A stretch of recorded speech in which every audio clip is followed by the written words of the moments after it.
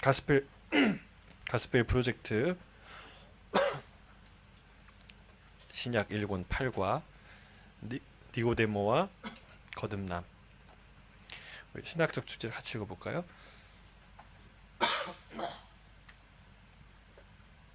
시작. 거듭남이란 하나님이 믿는 자들을 초자연적으로 변화시키는 것입니다. 자, 이거는 굉장히 중요한 주제고 사건입니다. 왜냐하면 우리가 구원 받는다 얘기하잖아요. 구원은 어떻게 받을까? 구원이라는 것이 무엇일까에 대한 예수님의 정의예요. 그래서 이 이야기와 이 사건은 굉장히 중요합니다. 오늘 중간에도 얘기하지만 아무도 거듭나지 아니하면 하나님 나라를, 아버지 나라를 볼 수 없느니라. 무슨 말이에요? 거듭나지 않고서는 천국 갈 사람이 아무도 없다는 거예요.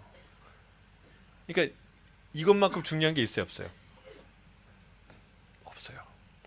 이것만큼 신기한 게 있어요, 신비한 게 있어요, 없어요? 없어요. 이건 복음의 정수 중에서 정수, 복음의 핵심이에요. 우리가 어떻게 거듭나는가, 하나님 우리에게 뭘 주셨는가, 어떤 은혜를 허락하셨는가, 여러분 이거를 이해하는 것이 굉장히 중요하다는 사실입니다. 여러분 우리가 거듭났다는 사실에 대한 이 놀라운 선물과 은혜를 주신 하나님을 기뻐하고 찬양하고 증거하는 저와 여러분 되길 주의 이름 축복합니다. 근데 이게 여기 보면 초자연적으로, 그렇죠? 무슨 말입니까? 자연적인 방법으로는 불가능하다. 하나님의 선물이다. 하나님의 손에 달려있다. 이런 뜻입니다. 그래서 이건 아무나 줄 수 있는 게 아니고 아무나 얻고 싶다고 얻을 수 있는 게 아니라는 거예요. 하나님의 놀라운 선물, 정말 기가 막힌 선물, 최고의 선물, 그게 바로 거듭남이고 중생이다라는 것을 우리가 배우게 될 것입니다. 자, 1번 성령님으로 새롭게 태어나야 변화될 수 있습니다. 요한복음 3장 1절에서 11절 함께 읽겠습니다. 시작. 그런데 바리새인 중에 니고데모라는 사람이 있으니 유대인의 지도자라. 그가 밤에 예수께 와서 이르되 라삐여, 우리가 당신은 하나님께로부터 오신 선생인 줄 아나이다. 하나님이 함께 하시지 아니하시면 당신이 행하시는 이 표적을 아무도 할 수 없음이니이다. 예수께서 대답하여 이르시되 진실로 진실로 너희에게 이르노니 사람이 거듭나지 아니하면 하나님의 나라를 볼 수 없느니라. 예수님의 인생에 인생 주변에 하나같이 별 볼 일 없는 사람들로 가득했어요. 환자들, 귀신 들린 사람들, 그리고 제자들도 다 무슨 어부, 그 당시에 죄인이라고 얘기하는 세리, 뭐 이런 사람들이었어요. 근데 하나님의 아들이라는 이 자격에 약간은 걸맞게 그나마 괜찮은 사람이 나타났어요. 그나마 예수님과 조금 격이 약간 마슬랑말랑한 어떤 그런 사람이 나타났는데 그 사람이 니고데모예요. 보면은요, 바리새인 중에 니고데모라 하는 사람이 있으니 누구라고요? 유대인의 지도자. 바리새인도 리더였고 사람들의 존경을 받는 대단한 사람들이었는데, 그런데 그 중에서도 지도자라는 말이에요. 그러면 예수님이 이런 사람의 영접을 받으면 좀 이렇게 흐뭇하셔야 될 텐데, 우리는 이렇게 좀 귀한 사람이 오면 찾아와서 우리 이기수 집사님 무슨 이 모 그룹 회장이 한번 딱 기사를 끌고 멋진 차를 타고 집으로 찾아와서 이렇게 인사를 하고, 내가 당신만한 사람은 이 호주에서 본 적이 없어요, 이렇게 막 얘기하면 기분이 어떨까요?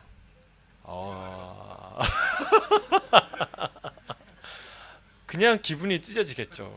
그냥 입이 막 양쪽에 막 걸리겠죠. 행복하겠죠. 근데 놀랍게도 예수님의 표정은 그 사람이 와서 그 사람이 더군다나 대단한 칭찬을 하는데도 주님이 별로 그렇게 기뻐하는 것 같지가 않아요. 뭐 안부를 묻는 것도 아니고 그냥 무슨 뭐 좋은 얘기를 했는데 덕담을 하는 것도 아니고 다짜고짜 무슨 얘기를 하세요. 그러니까 별로 그 말에 어떤 이렇게 충격을 받지 않는다는 거예요. 뭐 이렇게 받아서 우쭐해지지 않는다는 거예요. 2절 볼까요? 2절에 보면 그가 밤에 예수께 와서 이르되 라삐여 우리가 당신은 하나님께로부터 오신 선생인 줄 아나이다. 하나님이 함께 하시지 아니하시면 당신이 행하시는 이 표적을 아무도 할 수 없음이니이다. 와서 뭐 무슨 대단한 얘기를 하는 줄 알았는데 그냥 있는 그대로 얘기하는 거예요. 그렇죠? 아니 이거 다 제자들도 보았고 느꼈고 모든 사람 이성이 있고 양심 있는 사람이라면 다 이걸 느꼈는데 이 사람은 이제 와서 고백하는 거예요. 근데 그래도 바리새인이고 리더였으니까 이 사람이 이렇게 그렇게 인정하면 좀 이렇게 올라가고 그러는 거 흐뭇해하지 않겠습니까? 그런데 예수님은 전혀 그것에 대해서 흐뭇해하지 않습니다. 여러분 우리 하나님은 인간이 아무리 높고 아무리 대단해도 그거 아무것도 아닌 걸로 여기시는 분이에요. 믿으십니까? 우리는 달라요. 우리는 조금만 높아도 막 그냥 그 사람 나 아는 척만 해도 어깨에 힘이 들어가고 막 행복하고 막 그러는데 하나님 그렇지 않아요. 하나님은 외모를 보는 분이 아니에요. 그래서 주님이 근데 반대로요. 베드로가 뭐라고 했을 땐 예수님이 너무 기뻐하셨어요. 베드로가 주는 그리스도시요 살아계신 하나님의 아들입니다 할 때 그때는 예수님이 입이 귀에 걸리셨어요. 너무나 좋으셨어요. 행복하셔서 막 축복을 하시잖아요. 그래 내가 이 반석 위에 내 교회를 세울 거야. 그리고 예수님이 기뻐하셨어요. 여러분 예수님이 누굴 기뻐하실까요? 많이 배운 사람 아니고 많이 가진 사람이 아니고 예수님의 사람, 예수님의 제자, 예수님을 사랑하는 사람. 여러분 그 사람을 기뻐하신다는 거예요. 여러분 아무리 잘생긴 외갓 남자아이가 한테 무슨 알랑방구를 끼고 좋은 말을 다 해도 뭐 그냥 그런가 보다 고마워하지만 내 아이가 아빠를 찾아와서 아빠 사랑해, 아빠가 최고야 이 얘기를 하면요 기분이 좋을까요 안 좋을까요? 기분이 날아가는 거죠. 별로 경험 안 해보셨습니까? 날아가는 거예요. 그러니까 여러분 누가 하나님을 기쁘게 하느냐? 높은 사람이 아니고 대단한 사람이 아니고 주님 사랑하는 주님의 제자, 주님의 사람들이 하나님 기쁘시게 하는 거예요. 여러분이 와서 주님 사랑합니다. 주는 그리스도시여 살아계신 하나님의 아들입니다. 그럼 하나님이 예수님 좋아하시는 거예요. 박수를 쳐. 그래. 그 네 어떻게 알았어? 그래 내가 그런 사람이야. 넌 내 아들이야. 하나님 기뻐하면서 하나님이 우리의 기도를 들으신다는 거예요. 높은 사람이 와서 번지르르 하는 말을 한다고 해서 하나님이 좋아하고 흐뭇해하지 않는다는 것이죠. 자, 오늘 이 대화를 통해서 그렇다고 예수님이 니고데모를 미워하셨거나 증오하셨거나 그런 게 아닙니다. 그거를 얘기하고자 하는 게 아니에요. 자, 그가 이런 얘기를 했는데 예수님께서 다짜고짜 무슨 얘기를 합니까? 3절이에요. 같이 읽겠습니다. 시작. 예수께서 대답하여 이르시되 진실로 진실로 내게 이르노니 사람이 거듭나지 아니하면 하나님의 나라를 볼 수 없느니라. 아주 중요한 선언을 합니다. 사람이 거듭나지 아니하면 하나님 나라를 볼 수 없느니라. 이 뒤에 하나님 나라를 볼 수 없느니라는 이 어마어마한 선언. 여러분 이게 다 우리가 왜 교회 다니고 왜 하나님을 찾고 왜 기도하고 왜 선을 행하고 왜 고민하고 갈등하고 그렇습니까? 하나님의 나라에 함께 하려고, 그 하나님을 만나려고, 그 하나님의 구원을 받으려고 하는 건데, 그런데 중요한 단서예요. 매우 중요한.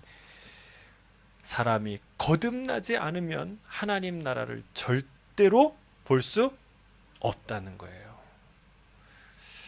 사랑하는 성도 여러분, 여러분 모두 거듭나셨습니까? 아멘이십니까?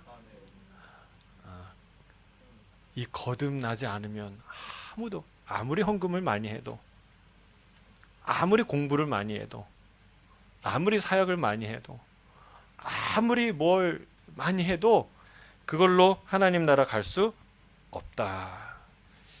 여러분, 이게 born again, regeneration, 이 거듭 태어난다, 다시 태어난다는 이 말은요, 우리가 전에 이제 이 회개를 얘기하면서 내가 회개를 유턴해야 된다고 지난 시간에 우리가 했잖아요. 다시 돌아서서 버리고, 그렇죠?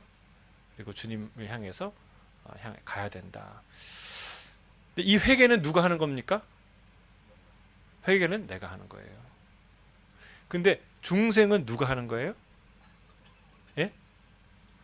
중생은 내가 하는 게 아니라 누가 하는 거예요? 하나님이 하시는 거예요.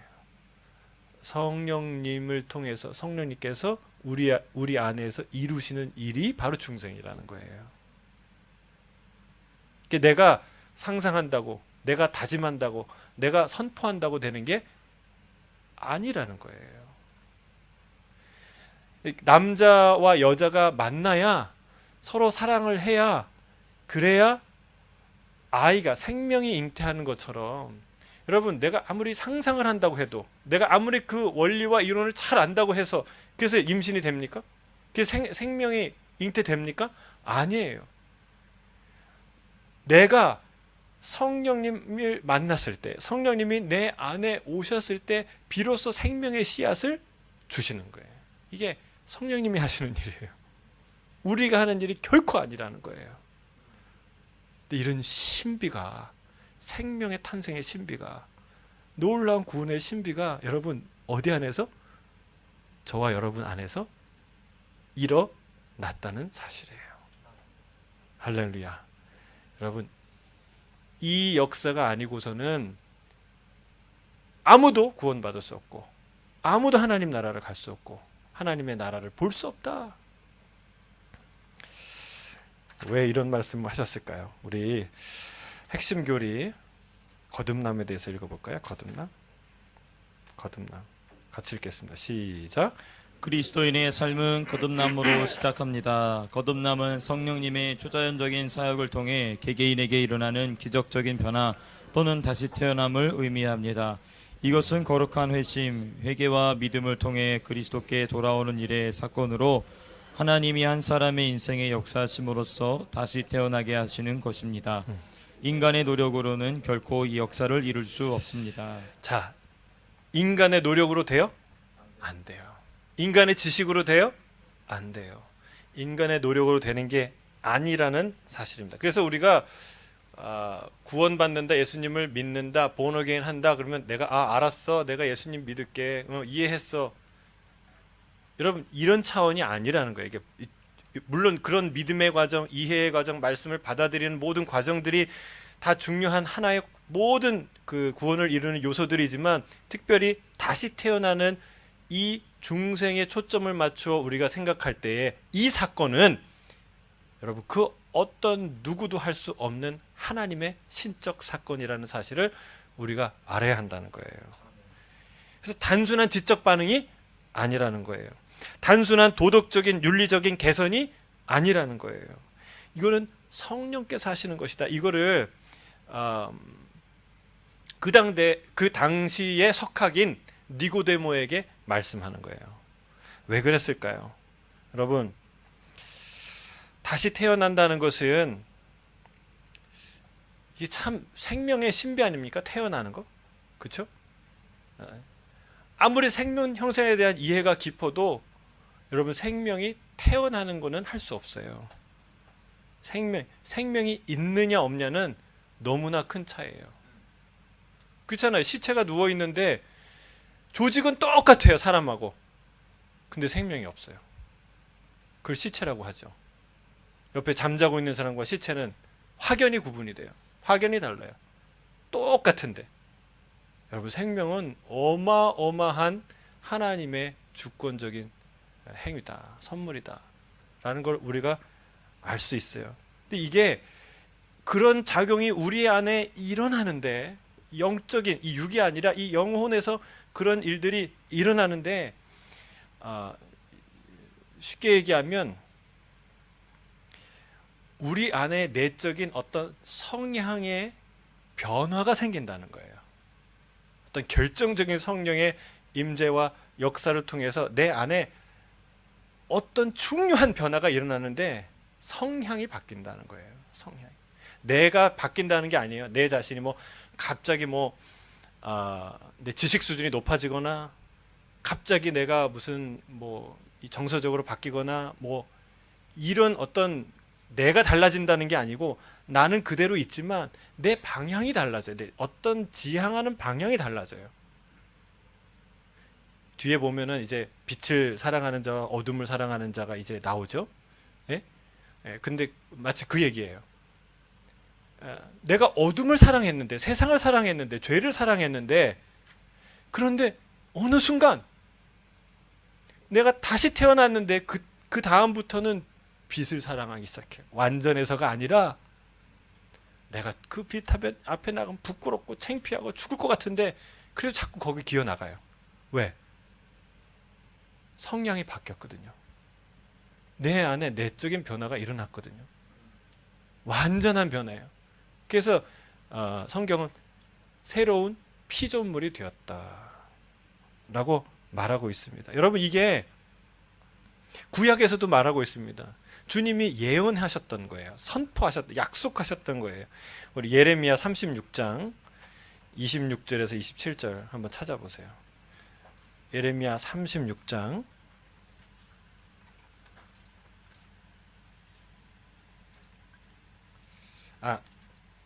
아니죠. 30 에스겔이요. 죄송해요.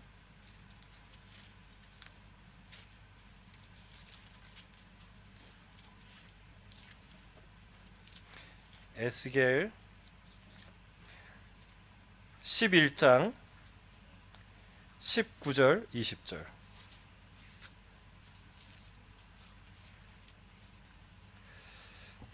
물론 예레미야 36장에도 비슷한 말이 있지만 같이 읽겠습니다. 시작. 내가 그들에게 한 마음을 주고 그 속에 새 영을 주며 그 몸에서 돌 같은 마음을 제거하고 살처럼 부드러운 마음을 주어 내 율례를 따르며 내 규례를 지키어 행하게 하리니 그들은 내 백성이 되고 나는 그들의 하나님이 되리라. 또 새 마음에 대해서 약속을 하셨어요. 에스겔 36장에도 26절 27절에 또 새 영을 너희 속에 두고 새 마음을 너희에게 주되 너희 육신에서 굳은 마음을 제거하고 부드러운 마음을 줄 것이며 또 내 영을 너희 속에 두어 너희로 내 율례를 행하게 하리니 너희가 내 규례를 지켜 행할지라. 여러분, 이게 뭐가 다를까요? 옛날에도 율법이 있었어요. 하나님 율법 주셨고 그리고 마음에 새기라 그랬어요. 근데 하나님이 이걸 뭘 약속하신 걸까요? 여러분, 그때는 때가 오는데 그때는 내가 그 속에 뭘 둔다고요? 내 영을 둔다고 했어요. 그리고 새 마음을 주신다고 그랬어요. 그리고 부드러운 마음, 돌 같은 마음을 하나님이 제하신다고 그랬어요. 여러분, 우리 안에 이런 놀라운 변화가 있는 줄로 믿습니다. 그러니까 바울을 생각해 보세요. 바울이 예수님을 만나기 전에도 바울이었고, 물론 사울이죠. 예수님을 만난 후에도 사울이었어요. 그러나 그가 뭐가 바뀝니까? 그의 인생의 방향이 바뀌어요. 그 전에는 그 열심으로 예수는 이 연병이다. 이 세상의 연병이다. 예수 믿는 사람 다 잡아 죽여야 하나님이 기뻐하신다. 이 생각을 하고 열심히 교회를 하나님을 대적했어요. 근데 예수님을 다메섹 도상에서 만나고 어떤 일이 일어납니까? 그 다음에 예수님을 피해서 벌벌 떨어서 도망가는 게 아니라 여러분, 여전히 또 열정적으로 예수님을 위해서 목숨을 걸고 선교합니다. 이 유대주의자들을 가서 열심히 깨부시고 돌이켜 오는 거예요. 네, 다시 데려오는 거예요. 이 일에 자기의 목숨을 겁니다. 여러분, 이런 변화예요. 이 변화는 우리가 노력한다고 되는 게 아니에요. 이게요, 굉장히 중요한 거예요. 그래서 예수님이 이 니고데모에게 학식이 높은 하나님의 법과 율법과 구원에 대한 지식이 있는 그 당시의 지성인에게 말하는 거예요. 구원은 행위로 되지 않고 율법으로 되지 않고 그 어떤 것으로 되지 않고 뒤에 나오면 물과 성령으로. 자, 4절부터 10절까지 읽겠습니다. 시작. 니고데모가 이르되 사람이 늙으면 어떻게 날 수 있사옵나이까? 두 번째 모태에 들어갔다가 날 수 있나이까? 예수께서 대답하시되 진실로 진실로 내게 이르노니 사람이 물과 성령으로 나지 아니하면 하나님의 나라에 들어갈 수 없느니라. 육으로 난 것은 육이요 영으로 난 것은 영이니 내가 내게 거듭나야 하겠다 하는 이 말을 놀랍게 여기지 말라. 바람이 임의로 불매 내가 그 소리는 들어도 어디서 와서 어디로 가는지 알지 못하나니 성령으로 난 사람도 다 그러하니라. 니고데모가 대답하여 이르되 어찌 그러한 일이 있을 수 있나이까? 예수께서 그에게 대답하여 이르시되 너는 이스라엘의 선생으로서 이러한 것들을 알지 못하느냐. 자, 사람이 어떻게 하지 않고선 하나님 나라에 들어갈 수 없다고요? 다시 한번 반복하죠. 거듭난다는 것을 뭘로 표현해요? 물과 성령으로 나지 아니하면. 이것은 성령 세례를 뜻하는 것이죠. 성령을 통해서 우리가 다시 태어나지 아니하면 하나님 나라 들어갈 수 없다. 육으로 난 것은 그냥 육이다. 영으로 난 것이어야 영이다. 이 하나님 나라는 혈과 육은 하나님 나라를 유업으로 받을 수 있고 없고, 우리가 암송하지 않았습니까? 혈과 육은 하나님 나라를 유업으로 받지 못하느니라. 여러분, 그 얘기를 하는 거예요. 근데 우리가요, 예수님이 이 얘기를 다짜고짜 하신 이유가 있어요. 왜냐하면 이게 핵심이거든요. 근데 여기에 걸려 있어요. 수많은 사람들이 하나님의 나라를 향해서 갈 때, 수많은 종교들이 구원을 향해서 갈 때 뭘로 한다고요? 행위로, 노력으로, 그 어떤 조건으로 구원을 받으려고 애를 쓴다는 거예요. 그러니까 누가 더 어떤 것이 더 선한 방법이고 누가 더 그것을 잘하고 완벽하게 했느냐에 따라서 구원을 얻는다고 생각한다는 거예요. 여러분, 이게 세상의 모든 종교와 그런 태도는 다 종의 굴레라는 거예요. 예수님이 자유를 주셨어요.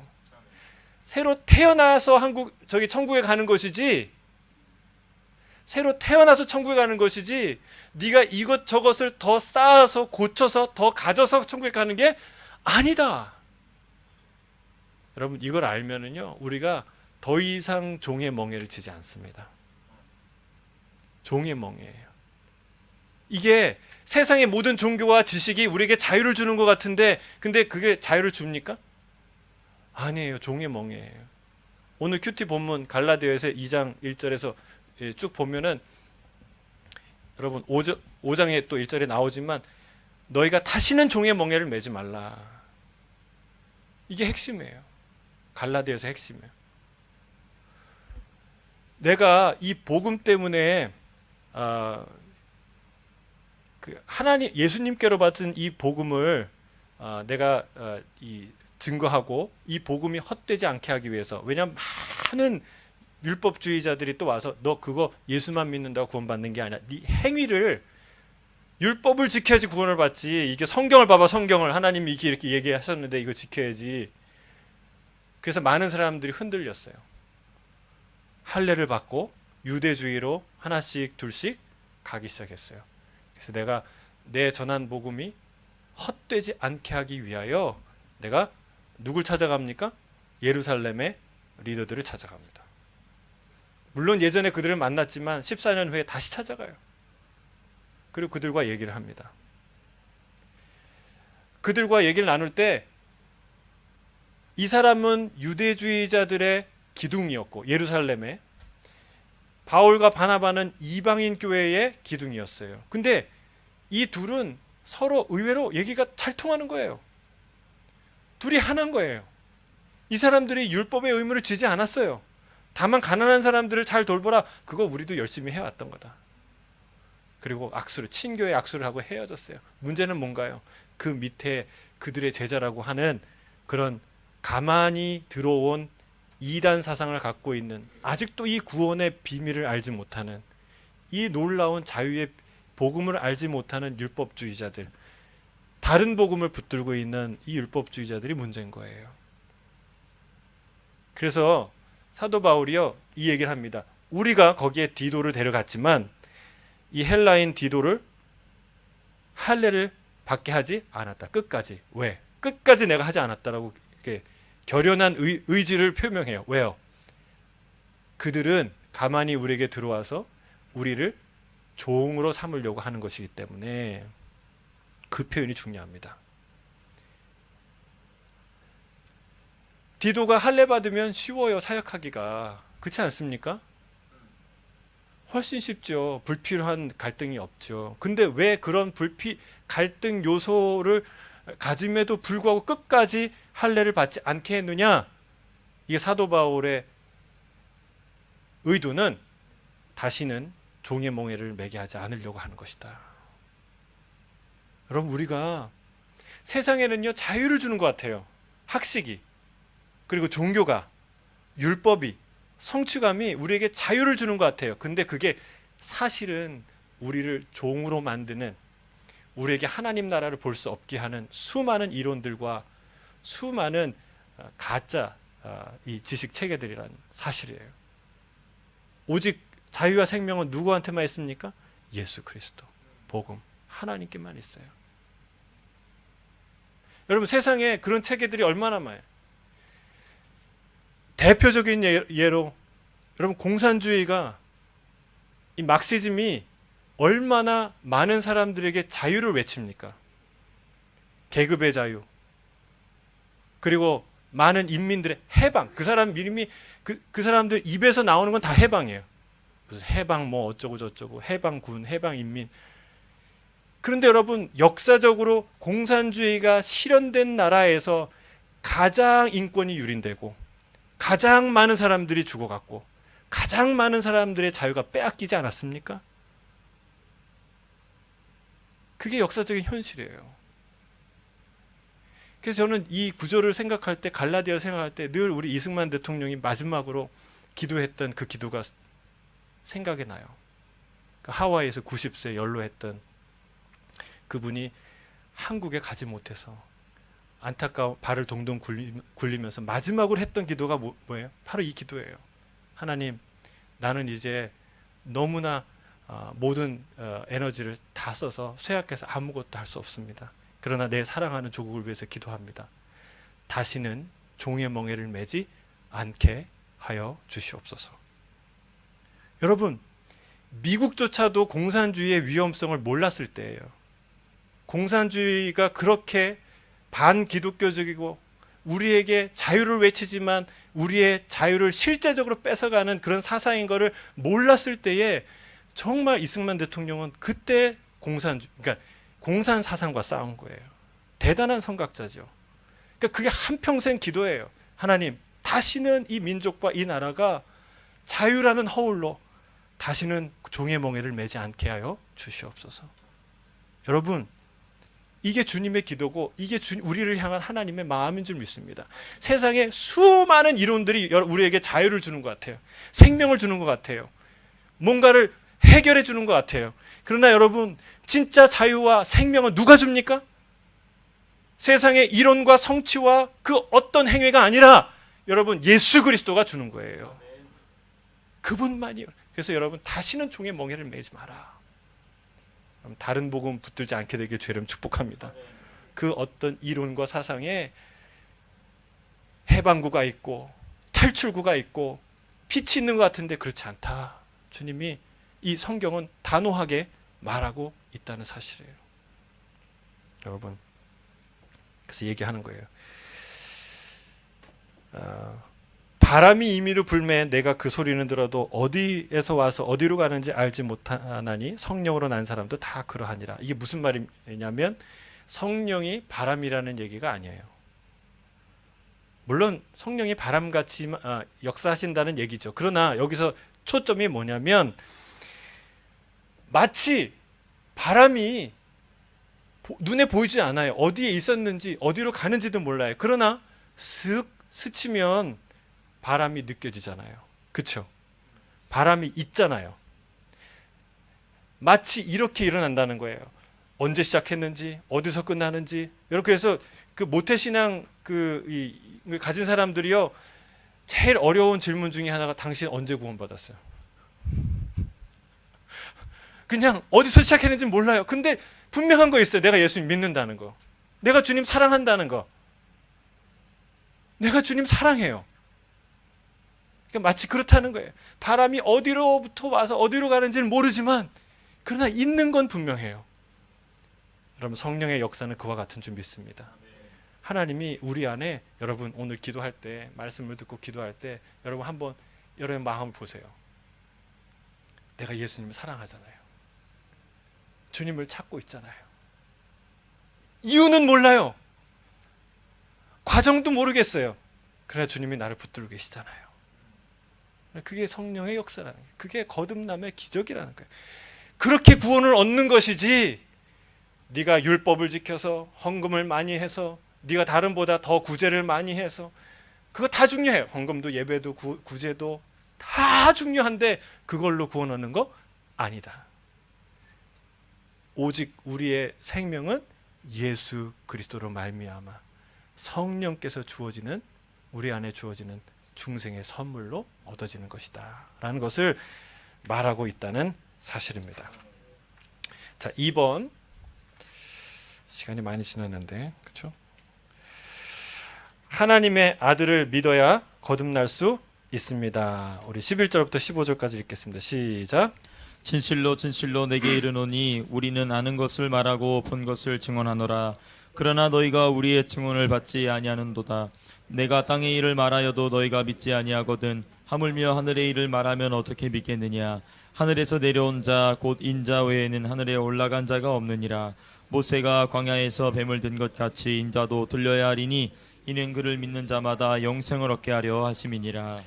네, 하나님의 아들을 믿어야 거듭날 수 있다는 거예요. 마지막에 15절에 이렇게 말합니다. 그를 믿는 자마다 영생을 얻게 하려 하심이라. 여러분 세상에 어떤 종교에서 이렇게 구원의 길이 명료하고 단순하고 실현 가능한 일이 어디 있습니까? 여러분 이건 놀라운 거예요. 복잡한 것도 없어요. 불가능한 게 아니에요. 누구나 할 수 있는 일이에요. 여러분 이런 구원의 길이 열려있다는 게 놀랍지 않습니까? 주님이 얘기하는 거예요. 모세가 광야에서 놋뱀을 들었는데 그 불뱀에 물린 어떤 사람이든 보는 사람마다 나은 것처럼 인자도 들려야 할 것이다. 인자를 보는 자마다 믿는 자마다 다 구원을 얻게 할 것이다. 그게 주님이 얘기하는 구원이에요. 어떤 지역에 어떤 대상에 어떤 자격 조건에 갇혀 있지 않고 누구든지 예수님을 바라보고 믿는 자마다 다 영생을 얻게 하는 놀라운 구원이 우리에게 주어진다는 거예요. 예수님을 믿는 사람들. 자, 세 번째, 하나님이 세상을 사랑하사 예수님을 선물로 주셨습니다. 16절에서 21절 같이 읽겠습니다. 시작. 하나님이 세상을 이처럼 사랑하사 독생자를 주셨으니 이는 그를 믿는 자마다 멸망하지 않고 영생을 얻게 하려 하심이라. 하나님이 그 아들을 세상에 보내신 것은 세상을 심판하려 하심이 아니요 그로 말미암아 세상이 구원을 받게 하려 하심이라. 그를 믿는 자는 심판을 받지 아니하는 것이요 믿지 아니하는 자는 하나님의 독생자의 이름을 믿지 아니하므로 벌써 심판을 받은 것이니라. 그 정죄는 이것이니 곧 빛이 세상에 왔으되 사람들이 자기 행위가 악함으로 빛보다 어둠을 더 사랑한 것이니라. 악을 행하는 자마다 빛을 미워하여 빛으로 오지 아니하나니 이는 그 행위가 드러날까 하며 진리를 따르는 자는 빛으로 오나니 이는 그 행위가 하나님 안에서 행한 것임을 나타내려 함이라 하시니라. 니고데모는 참 행복한 사람이에요. 세상에서 가장 유명한 성경 구절이 뭐예요? 요한복음 3장 16절이에요. 이게 누구한테 하신 말씀이에요? 니고데모에게. 그럼 니고데모는 진짜 럭키한 사람, 행운의 사람이에요. 이 말을 들었잖아요. 이 현장에 있었잖아요. 이 놀라운 진리, 예전에 가려져 있던 이 비밀이 정말 세상 앞에, 온 우주와 역사 앞에 드러나는 위대한 순간에 니고데모가 있었잖아요. 여러분, 주님이 뭐라고 얘기합니까? 하나님이 세상을 이처럼 미워하사, 증오하사, 싫어하사, 사랑하사. 여러분, 이거는 하나님의 놀라운 계시예요. 하나님이 이 세상을 사랑하신 줄 믿습니다. 얼마큼 사랑하시는가? 독생자를 주실 만큼. 여러분, 우리가요, 이거 정말 생각하고 또 생각해야 돼요. 제가 요즘에 창조라는 단어가 계속 머릿속에 맴돌아요. 근데 이 창조는요, 너무나 신비하고 유익해요. 우리가 묵상하고 생각할수록. 그 한 지점이요, 너무나 많은 걸 깨닫게 해요. 하나님의 위대하심, 거룩하심, 광대하심, 그리고 이 모든 우리가 숨쉬고 보고 누리고 먹고 만지고 하는 이 세상에 대한 이 존재에 대한 자각, 여러분 이것들을 다 깨닫게 하는 거예요. 여러분 그거 아세요? 우리 몸에 얼마나 신비하게 우리 몸이 디자인된지, 정밀하게 디자인됐는지. 몸에 땀이 나잖아요. 이렇게 약간씩 이제 우리가 이렇게 보이진 않지만 아주 균일하게 아주 미세한 양의 땀이 난다는 거예요. 예. 그래서 그 습기가 몸에 있어야 여러분 몸이 건조하지 않고 피부가 갈라지지 않고 피부 보호하는데, 대부분의 피부에는요 다 물과 기름이 함께 나온대요. 근데 딱 두 군데는요 물만 나온대요. 어딜까요? 예? 예? 손바닥, 발바닥. 참 기가 막히지 않습니까? 여러분 손에 기름이 나오면 얼마나 미끄럽겠어요. 특히 발에 기름이 나오면은 그 미끌미끌한 곳에서 바로 넘어질 거 아니에요. 여러분 이 세상이요, 여러분 아무렇지도 않게 룰루루 살지만 하나님이 신비하게 지어주셨어요. 지으셨어요. 그리고 여러분 세포 하나 안에 있는 DNA의 정보의 양이, 이 삼성이 몇 메가 디램짜리 뭘 하나 만들었다고 뭐 신의 경지라고. 그럼 신의 발톱 때만도 안 되는 거예요. 왜냐하면 우리 안에 있는 이 세포 안에 있는 그 DNA의 정보량이요 자그마치 1000페이지짜리 그 백과사전, 그게 몇 권이냐면 1000권 분량이 들어간대요. 뭐 상상이 별로 안 되시죠? 1000페이지짜리의 백과사전이 1000권이 눈에 보이지 않는 작은 세포 안에 여러분 그 정보를 하나님 담으셨어요. 놀랍지 않습니까? 내가 숨쉬고 있다는 게 기적 아닙니까? 신비 아닙니까? 그래서 여러분 하나님 세상을 사랑하시죠. 우리가 세상을 미워하는 거예요. 우리가 세상을 사랑하는 것 같지만 사실은 세상을 안 사랑해요. 세상이 얼마나 아름다운지도 몰라요. 우리가 미련하고 악해서 이 세상이 얼마나 선하게 창조되었고 하나님이 돌보시는지 몰라요. 세상 사람들은 다 설명할 수 있으니까, 이제 우리 큰아이가 바이올로지를 이제 선택한다고 이제 본격적으로 진화론에 대해서 배우기 시작한다고, 아빠 어떡하지? 그래서 물론 배웠지만 다시 이제 배우게 된다고 그러면서 이제 한참 동안 그런 얘기를 했어요. 근데 여러분 진화론 이런 거 생각해 보면 참 웃겨요. 그래서 제가 어제 그렇게 어떤 사람이 이 핸드폰을 어느 날 갑자기 발견을 했는데, 그 사람의 모든 지성을 이용해서 이 핸드폰이 어떻게 구성됐고 어떻게 작동됐는지, 어떻게 이제 전화를 하는지, 이게 뭔지 다 알아냈어요. 다 알아냈어.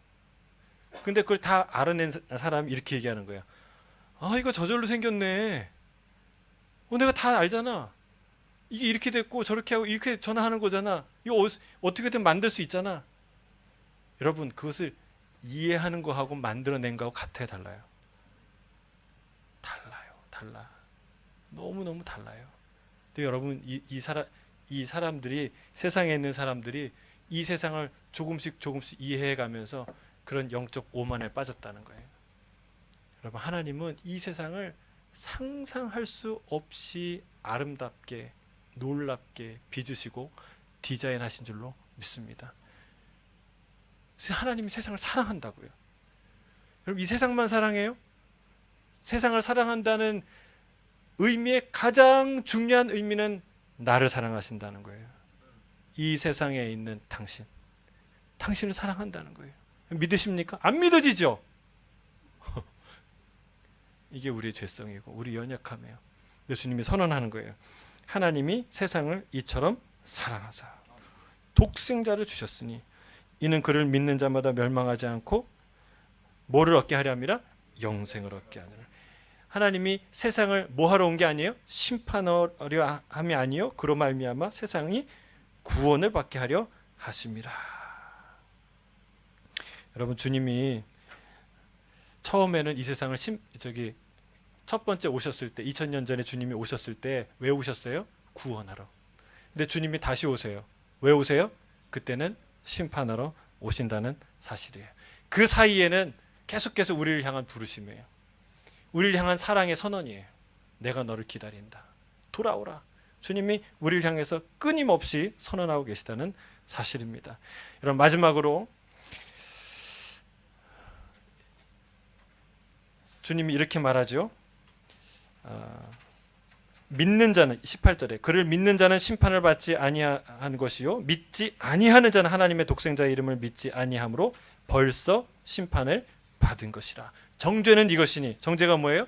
곧 빛이 세상에 왔으되 사람이 자기 행위가 악함으로 빛보다 어둠을 더 사랑한 것이니라. 악을 행하는 자마다 빛을 미워하여 빛으로 오지 아니하나니 이는 그 행위가 드러날까 함이요. 여러분, 그 다음에 구원 얻은 사람들이에요. 하나님의 사람들. 어떤 사람이에요? 진리를 따르는 자는 빛으로 오나니 이는 그 행위가 하나님 안에서 행한 것임을 나타내려 하시니라. 여러분, 주의 이름으로 축복합니다. 어둠을 사랑하는 인생이 아니라 빛을 사랑하는 인생이 되길 주의 이름 축복합니다. 여러분, 왜 사람들이, 어둠에 속한 사람들이 왜 못 와요? 두 가지예요. 첫째는 어둠을 사랑하니까. 그게 근본적인 이유예요. 두 번째는 자기 어둠이 드러나니까. 여러분, 우리는 어떻게 살아야 돼요?